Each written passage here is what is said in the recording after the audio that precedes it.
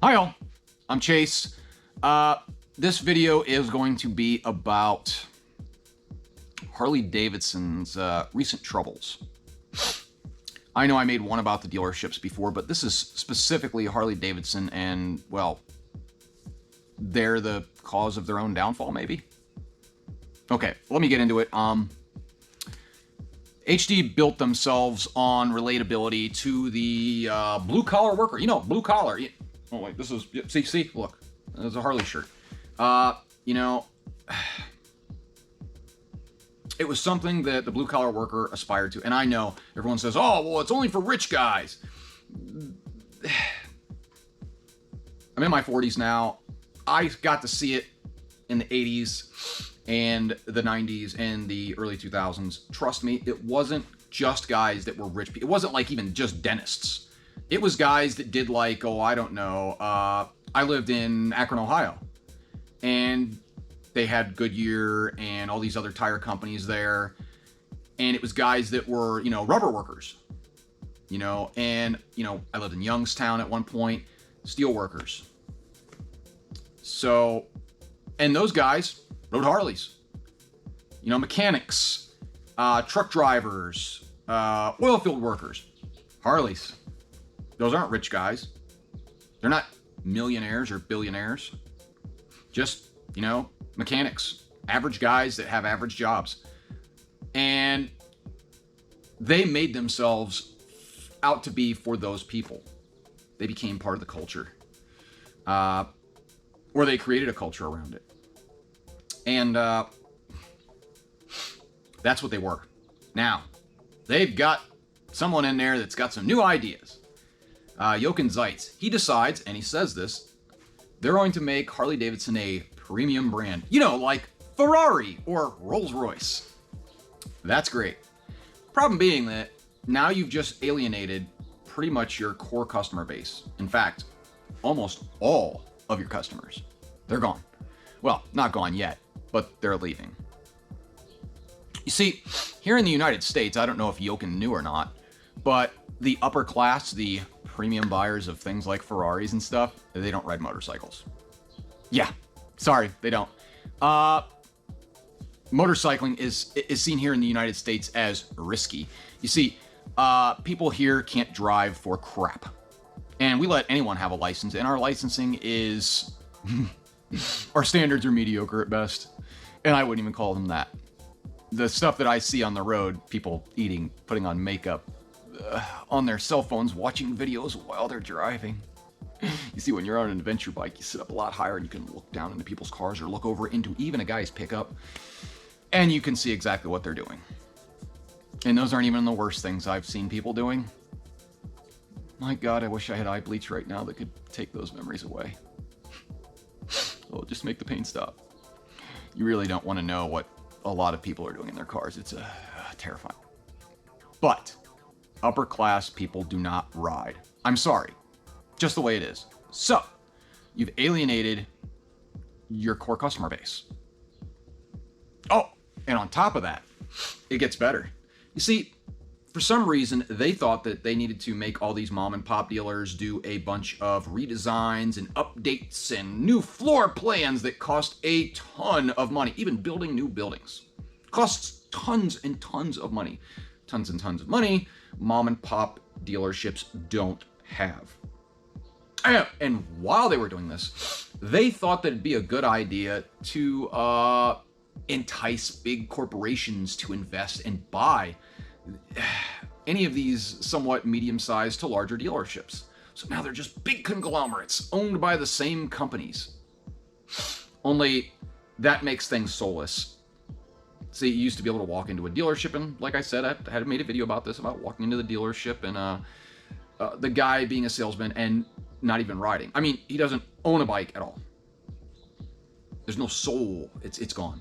When you used to walk in, everybody there rode, like I said, except for maybe a couple of the women, and that was, you know, the normal thing. You'd go in. It was a place to kind of hang out, buy some merch, you know, have a cup of coffee, bullshit, look at the new bikes, maybe consider buying a new one. That's over with. Now it's, oh, you're not buying a bike? Bye, get out of here.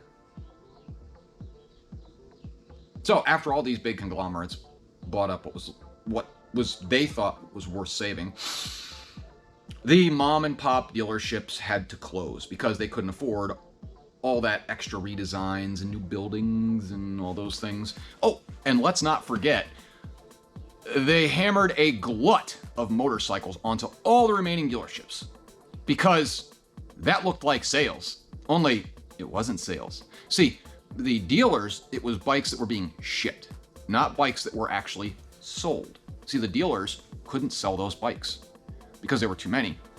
See, that's why there's 2023s still sitting on showroom floors right now.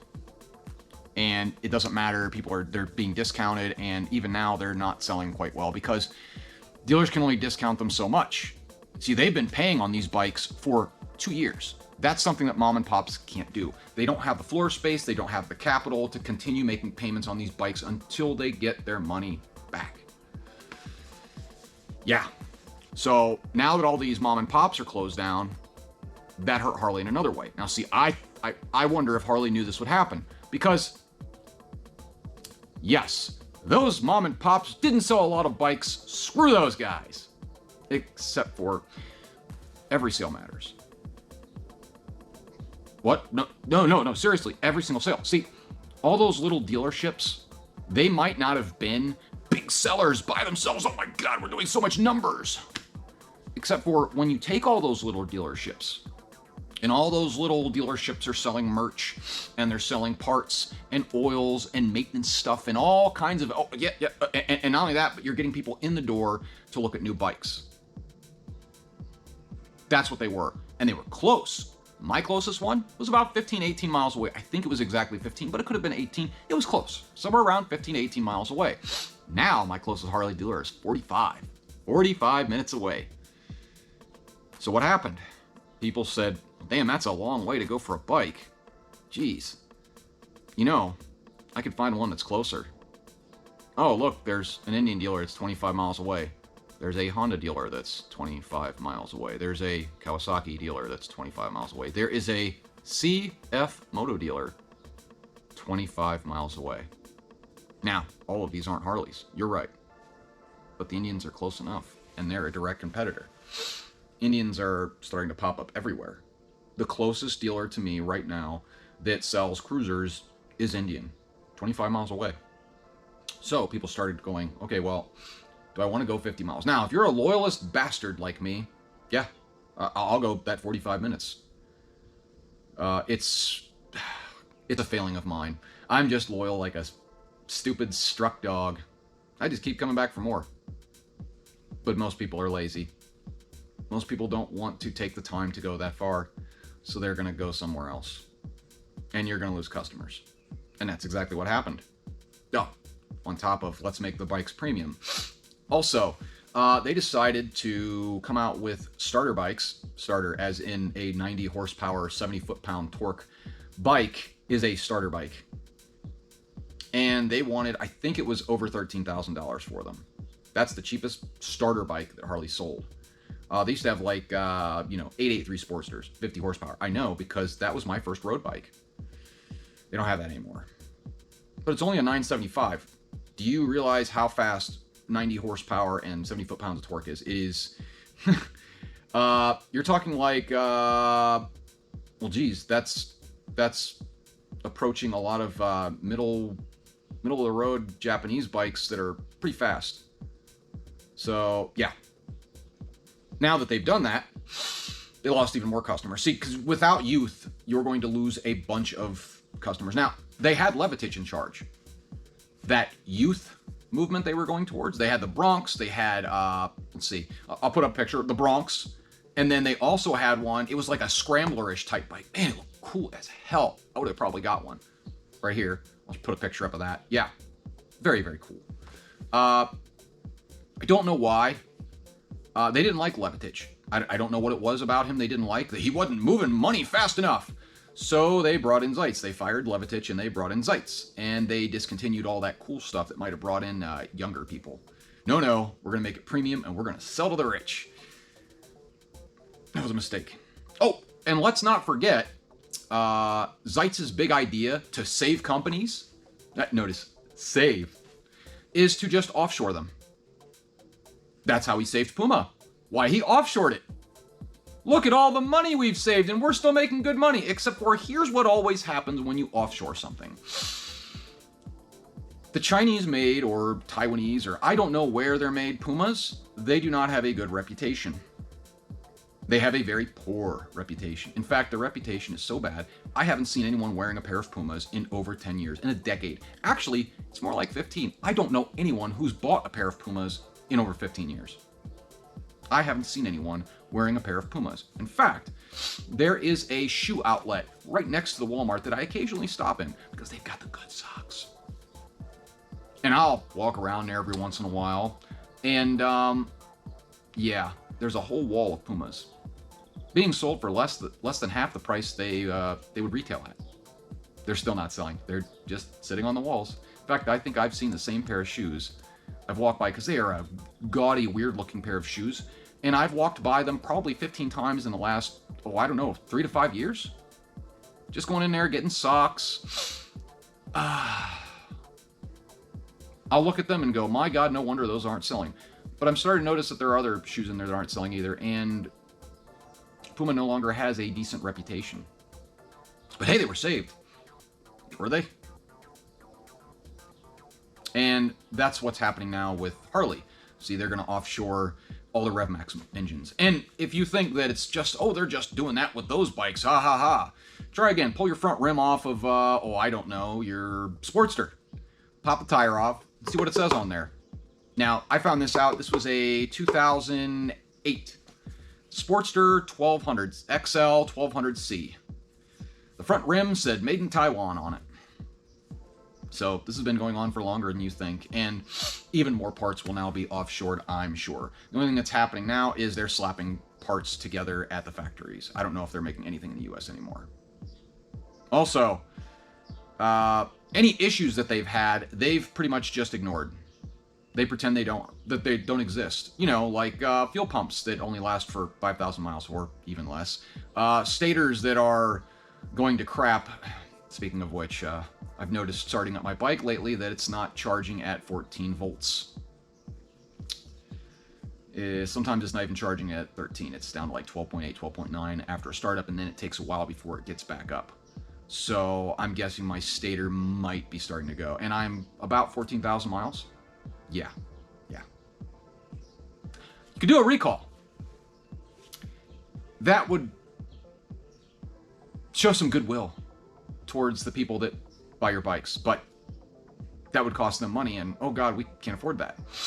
I'm sure that KTM said the same thing when they had those cams that were made out of, I don't know, a hardened cheese or a hardened crusty bread. Yeah, I'm sure they said the same thing. And now they're owned by, majority owned by a company from India called Bajaj.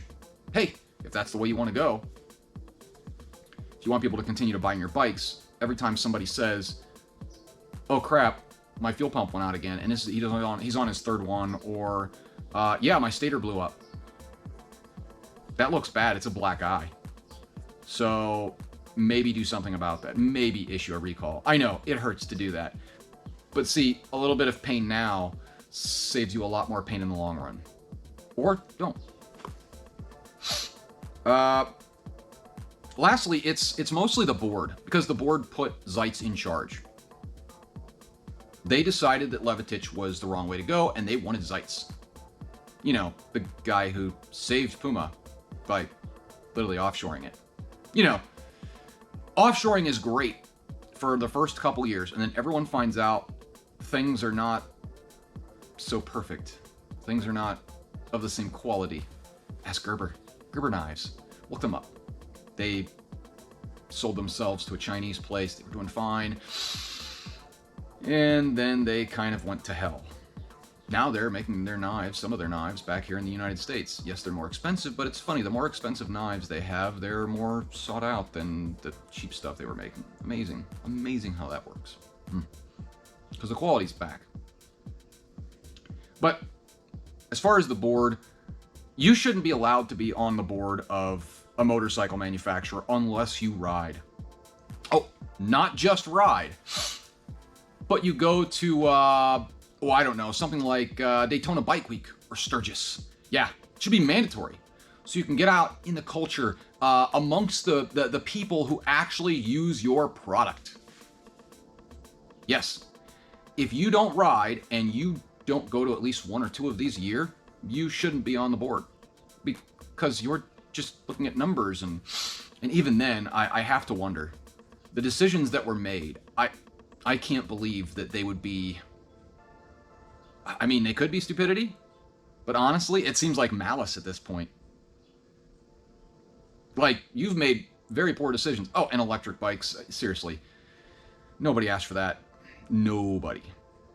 And it's a money pit. So, really, I would just stop. I don't know if there was like a government incentive for it and you guys are making money somewhere on the back end or getting kickbacks. God knows. I don't.